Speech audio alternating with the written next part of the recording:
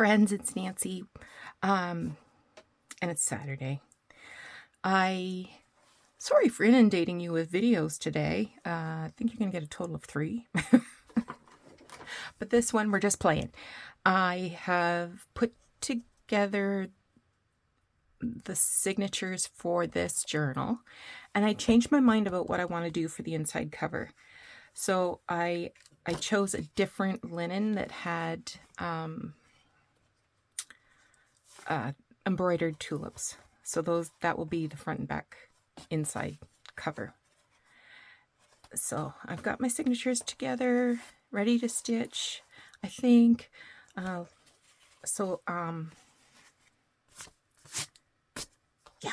that's what I'm hoping I can do it this afternoon to do this, finish off a couple of details in here. I have a bit of a thrift haul. So the other day, because I'm allowed to thrift again, it is spring. The other day I was at a Mennonite Coalition thrift store in New Hamburg. And this was in a bag with a whole bunch of other bits and pieces. And it was yellow tag, so it was 75% off. So I paid $2 for the whole bag. I've coffee dyed this. It was white. I would have paid $2 for just this piece. So I'm not even sure what this was. Part of a dress, part of a collar. Don't know. Let me grab the rest of the stuff here.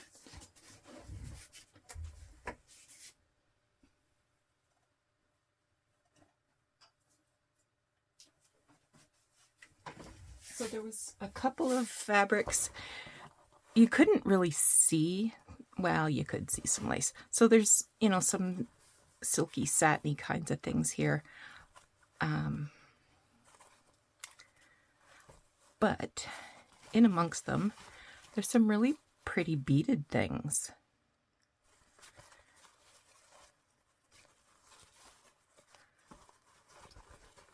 Like this is clearly the top of a bodice. I'm thinking that was supposed to be a dart there.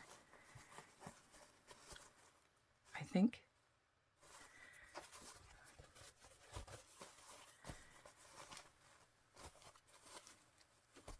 A lot of that.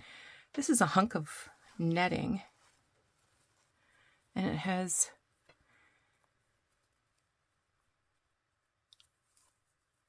like taffeta ruffles and lace all in strips. I had a couple pieces of that. No idea what it was for. Don't know if I'll use it. But it's unusual, so I kept that. There's some blue that was like the pink, pink.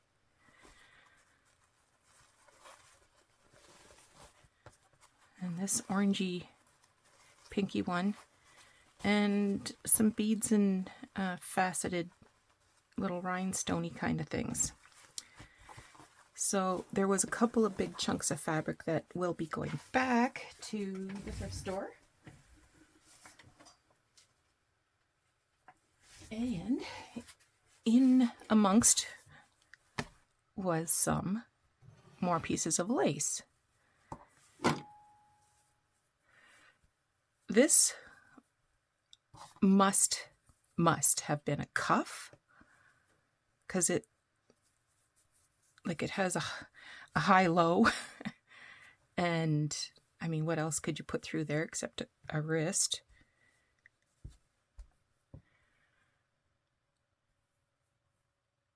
No idea. It's got hand stitches.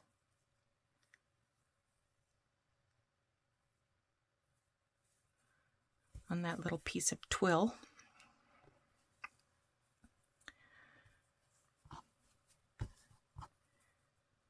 Another little piece.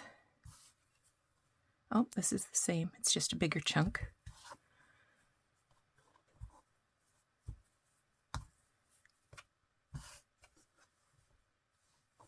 Another chunk of lace.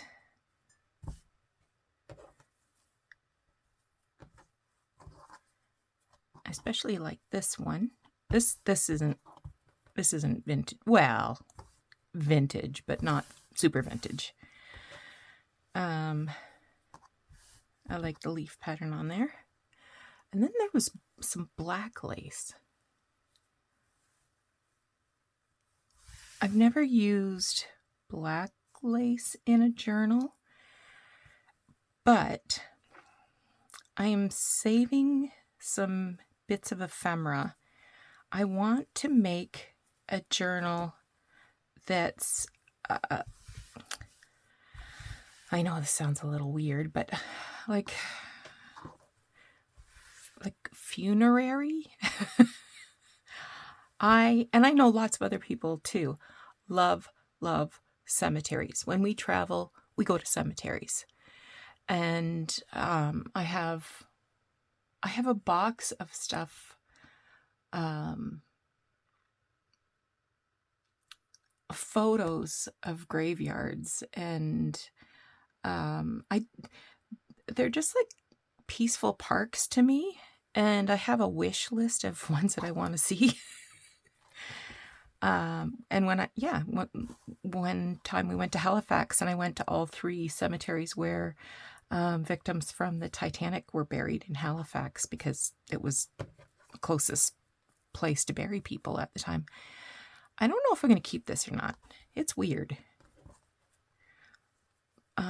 But like there's some black netting there that I could use for some purpose. Little tag ties or something.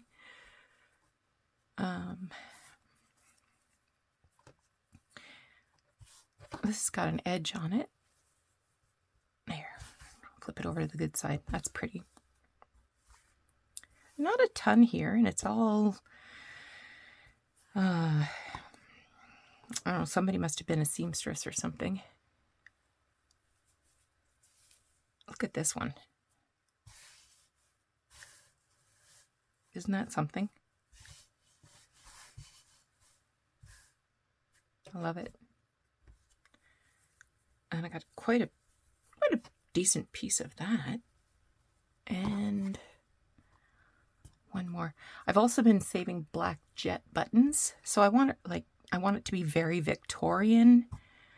You know, some of the Victorian mourning customs.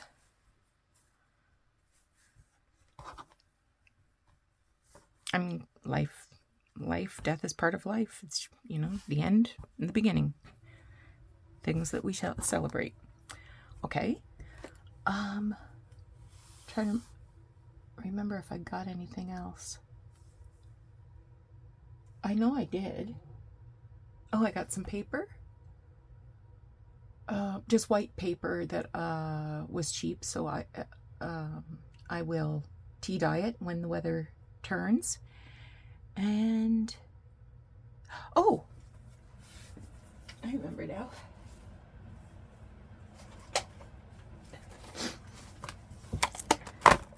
It was yellow tag, so I only paid 20 cents for this. Wallpaper border with tulips. For 20 cents, I'll take it home, and if I can incorporate it into my tulip journals, I will. So this one's just bits and pieces. This is probably, what, 80s? Look at that genuine piece of tape. Vintage shape. I need to save that.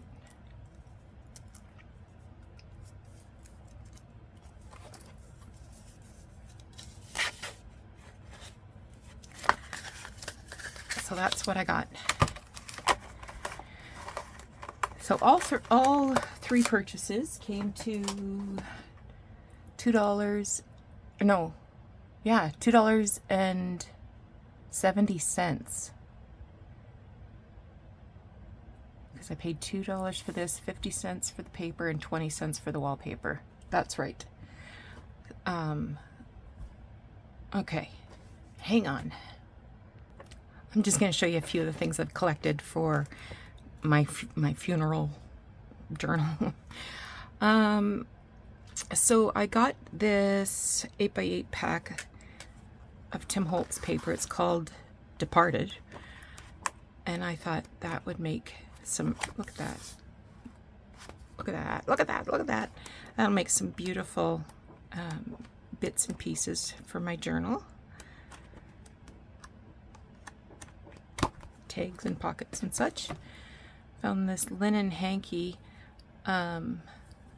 It has this black thread crochet, which needs to be pressed and ironed, pressed and starched. And I think these are Timmy. I think these came from Timmy. Some images I've been cutting from books.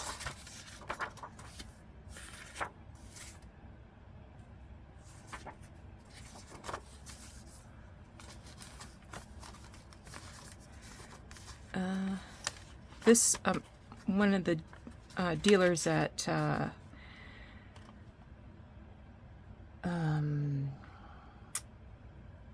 my goodness, the antique market, Aberfoyle. What? He had been saving things for me, so he's got some pictures and cards. If you were announcing someone's death, you would use an envelope edged in black. There's another one. This is actually a original invoice for a gravestone.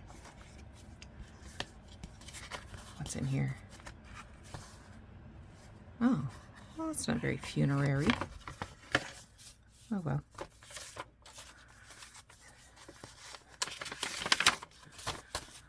Oh, I've got some body parts.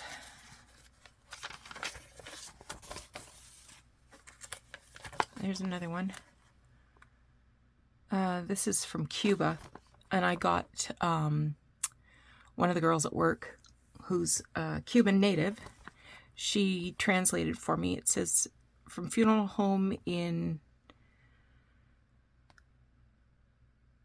Havana, for a casket with silver details for $85. The deceased, Don Francisco, Dr. Marciano de something, was paying for the casket. So that's from 1880. July, yeah, the 27th of July, 1880. And it's embossed here too.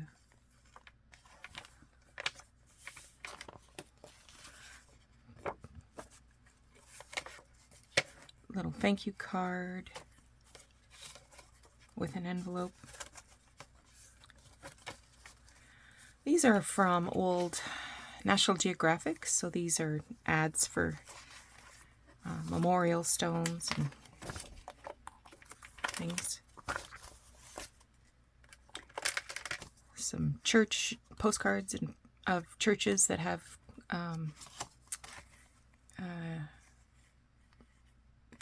graveyards surrounding them. I can't remember where I got this.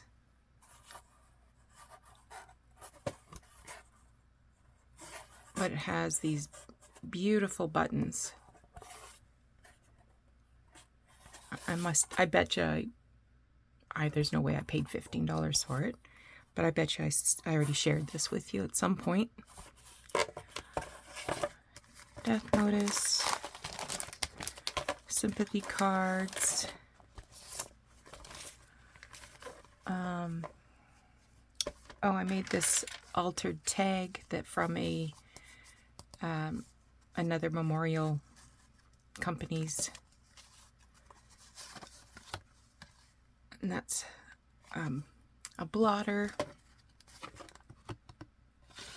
So that's an altered envelope that I made in some challenge. I bought this necklace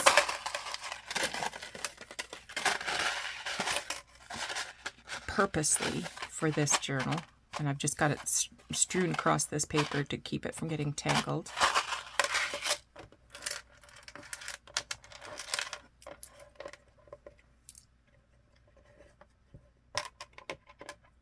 And some more jet beads.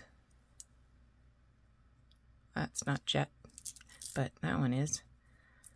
And some other pretty, not beads, buttons, some other buttons that are carved and yeah.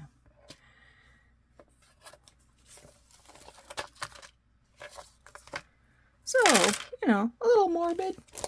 I can't help it. That's just the way I'm made. I remember going to cemeteries as a kid, like as a family, to not to visit anybody in particular's grave, but I made a little bag from, this is from an old piece of glassine from a photo album that has spider webs. Some more 1888. That's a picture at a funeral. 1867. Look at that. Isn't it beautiful with the embossing?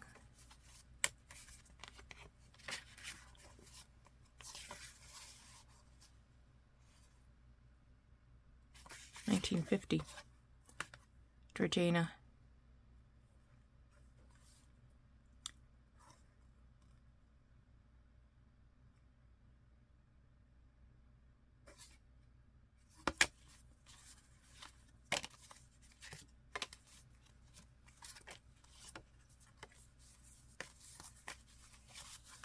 Yeah, so that's all my funeral stuff.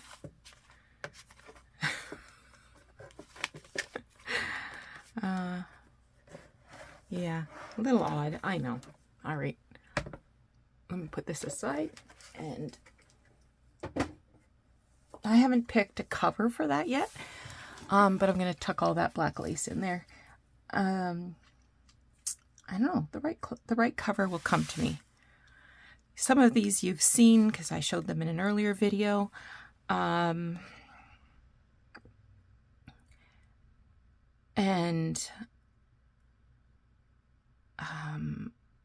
But if you, or you saw them on my Instagram, but if you haven't, I've been making, this is for the 100-day project.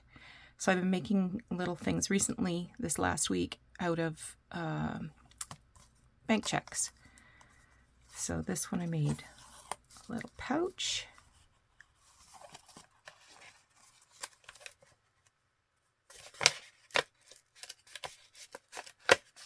Has a gusset.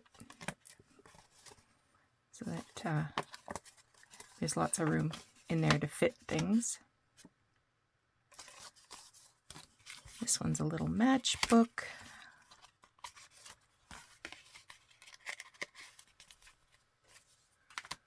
This one is a double-sided tag, and it has this pull out.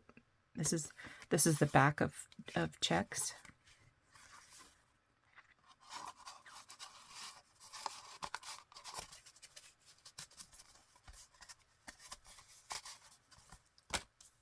That shouldn't have been so difficult.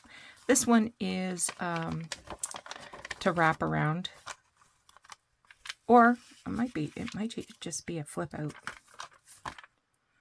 No, that's got to go face down on a page to be a pocket. And this one is just a little notebook as well. I used an embossing folder to put a little design on there. Little collage with some lace and a tiny photo. I just bought a huge collection of checks, and I want to show you a little history.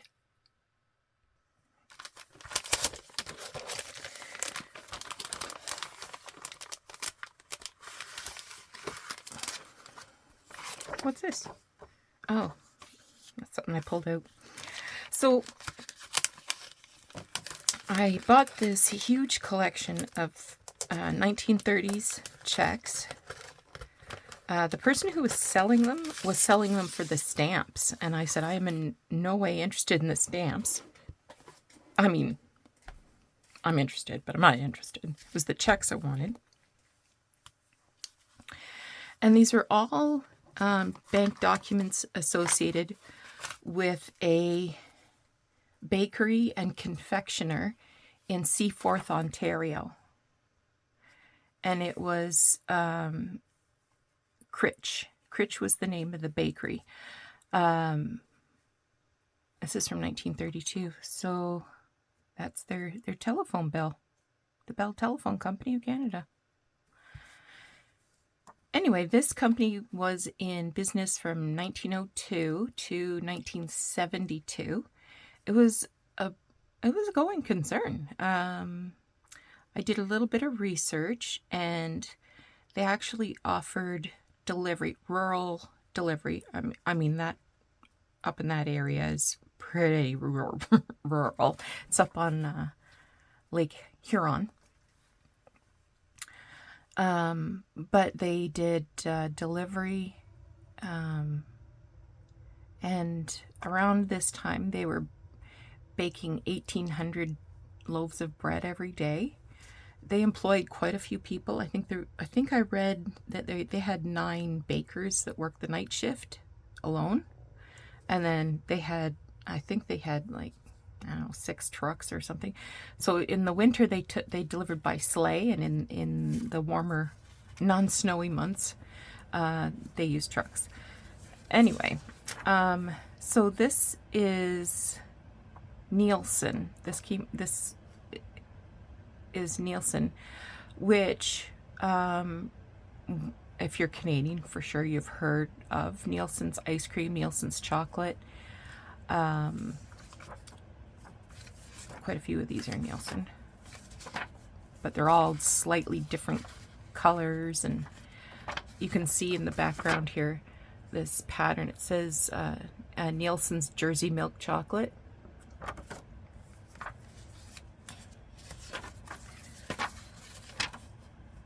Oh, I pulled this out. This is also chocolate, Lowney's.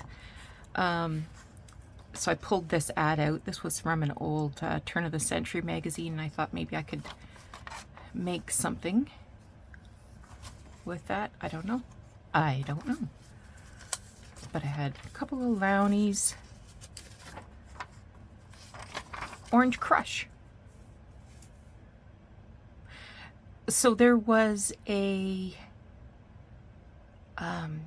theater next door to the bakery, and I saw some photos of the interior of the bakery, and it included like a machine that made that you could purchase hot peanuts from, and so people would come in and get a nickel worth of peanuts and go to the theater.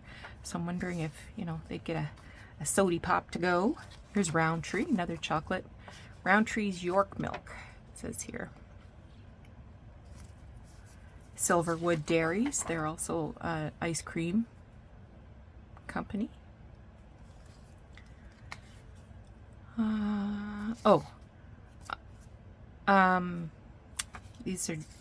These are the checks that I don't, these ones going forward are ones I don't mind tearing up because they're not in great condition. So I don't mind tearing that up. So there's big hunks missing. This half's missing. It's pretty stained. This one is Purity Flour.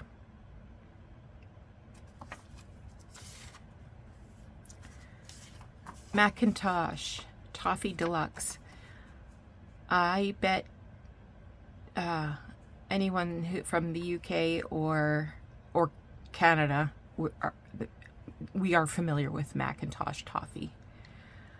I bet you it's been 40, 50 years since I've had Macintosh toffee. Also from the Roundtree company.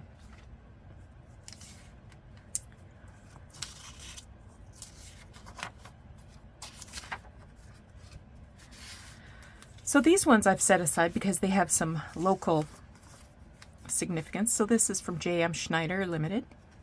So Schneider's, they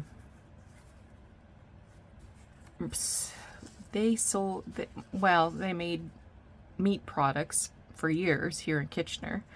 The factory has been, the brand was bought out by Maple Leaf, and the factory has been all but completely demolished. I don't know if the land's been purchased or not, but it's a beautiful hunk of land right in the middle of town, right on the high-speed rail that goes north to south throughout the region. It would be ideal. So, I have had Schneider things in the past. Yeah, see it says Schneider's sausage there. I've had Schneider's things in the past that I listed on Facebook Marketplace, and I guess, you know, it was a big employer here, so people are interested in buying memorabilia from Schneider's. Now this one is another Kitchener company. You would not know it by this name now. This is a German name, as many, many, many people in Kitchener are of German descent. It's now called Dare Foods, D-A-R-E. So they make cookies and candy, and I pass by the Dare company every time I go to Cambridge to work. I actually know a person whose last name is Dorr. I got quite a few of those. I don't know if these are collectible as collectible as the Schneider ones. And what's this? Oh, just another torn up one. So that was really interesting to me. So these are the ones I'm saving. These are the ones I'm going to use. Oh, no, I want to use all of them. But there's some ones in here I want to save for special purposes and tear up the ones that are not in the best of shape. Oh, Salada tea. Here's another one.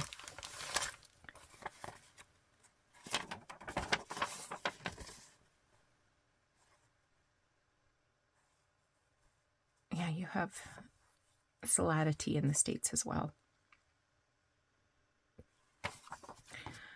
Yeah, so that was a good purchase. And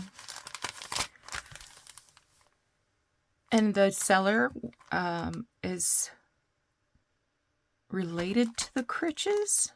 At least that's what he told me, because I asked him, did you get these at an auction? And he said, no, they belong to my grandfather. And it was his father that had the bakery, blah, blah, blah, blah, blah. Could be true. I don't know. But he was very kind to me. He actually gave me an additional piece of ephemera, because I told him it's not the stamps I'm interested in. It's the check themselves. So, and I told him I like old paper and I make art from old paper. So he gave me some additional railroad stuff, which was very kind of him. And he was holding it for me because he said there was other people interested, but he wanted it to go to me. And it was going to take me a day to get there because it wasn't in Kitchener. I had to drive to go and buy these. So I will be putting packs of assorted checks in my Etsy shop. I might do that today. And yeah, so I just wanted to bring you up to speed on what I'm doing. I've got these checks out now, so I'm going to make my project of the day for the 100-day project while I'm sitting here. And this afternoon, I hope to get back to working on the tulip journal. So I hope you enjoyed a little history behind the paper with me, and interested to hear your thoughts on my funeral journal. Is it just plain weird, or would you do something like that too? And yeah, that's it for a Saturday morning. I hope you're having a great Easter weekend. I needed this 4-day break so badly, even though I've only been back to work a couple of weeks. I need to reset so that I'm ready for the week ahead. All right, you take care. Have an amazing weekend. We'll talk to you again soon. Bye-bye.